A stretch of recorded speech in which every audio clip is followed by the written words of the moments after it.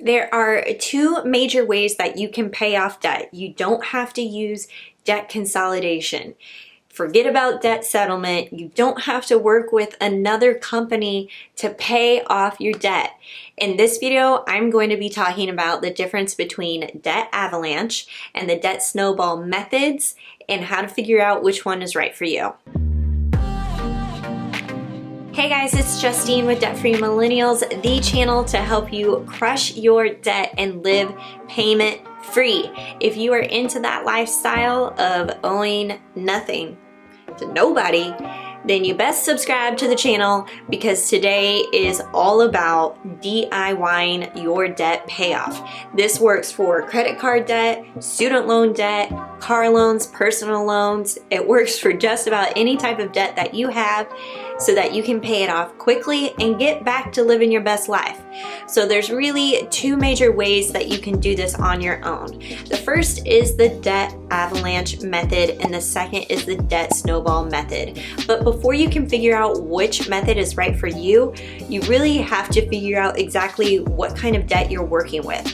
So your first step is to list out all of your major debts. So what I like to do is create a spreadsheet, use a sheet of paper and list out all of your debts. You are going to include the total outstanding balance, the interest rate, and the minimum payment for each type of debt you have.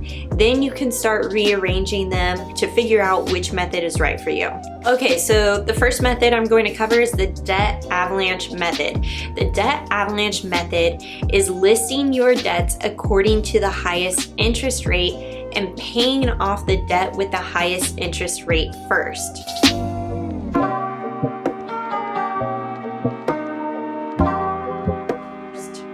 So let's go ahead and take a look at an example. So let's say that you have three different debts. You have a Chase credit card at $10,000, Amex for $5,000, and you have student loans at $30,000, which equals $45,000. So the Chase card has a 15% interest rate. The Amex card has a 13% interest rate, and your student loans have a 6% interest rate. So regardless of how much you owe, you're going to ignore the total outstanding balance and instead you're going to focus on the debt that has the highest interest rate, which would be in this example, Chase. So you're going to be focusing on paying down that Chase credit card because it has that 15% interest rate. This method works because you're going to be saving money in the long run on interest paid over time. So the quicker that you can pay down that high interest debt, the more money you're going to save. So logically, this makes sense, right? Once that Chase credit card is paid off, then you move on to the next loan that has the highest interest rate. In this example, it was the Amex card, and then so on and so forth, and Nelnet would be the last loan that you pay off. So you would eventually just roll whatever payment you are making towards that first credit card debt or that first loan and then roll that into the second one and then roll that one into the last one so that you're building on top of that payment. Also, side note too, you want to make sure that you're making minimum payments on the smaller debts while you're focusing on that debt with the highest interest rate. Now this works logically speaking, however, most people are not thinking about this logically because otherwise you wouldn't be in this debt mess situation, unfortunately. So I like to use the debt snowball method. This is the second method to DIYing your debt.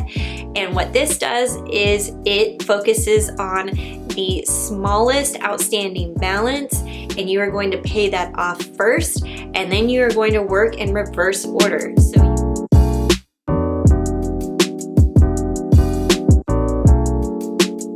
So you're going to list out those debts according from the smallest balance to the largest, make minimum payments on all of the debt except for the one with the smallest amount.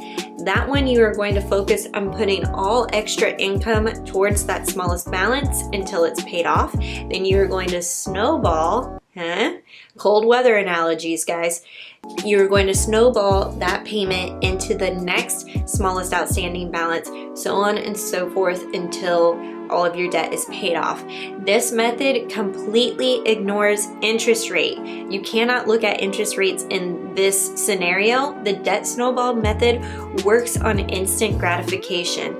The idea here is you're going to get a really quick and easy win by paying off the smallest outstanding balance. Let's say it's a $500 credit card balance, and you can pay that off within a couple of months. You're like, great, that took no time at all. Now you can focus on the next one and the next one. So in order to figure out whether debt avalanche or debt snowball is right for you, you really have to figure out how your brain works. What can you be most consistent with every single month? And if you don't know, just pick one right now. Go. First thing that pops into your mind: avalanche, snowball, avalanche, snowball. Pick one and test it out.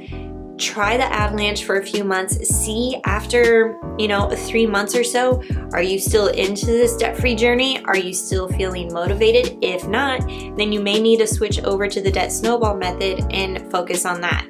Me personally, I use the debt snowball method to pay off $35,000 in student loan debt in 2.5 years, and I was making just an average of $37,000 in salary at that time. For me, the instant gratification was super rewarding. I was able to quickly knock out my first 2 loans within, I think, the first 5 months of my debt-free journey. And I was like, this is amazing. I feel so good. I've accomplished a lot. For you, it may be the opposite. You may be thinking that you are accomplishing more by focusing on that debt with the highest interest rate using the debt avalanche method. So I want to know in the comments below, which method are you doing? Debt avalanche or debt snowball? Let me know in the comments below. If you want to continue the conversation, be sure to join the private Debt-Free Millennials Facebook group. I will link below.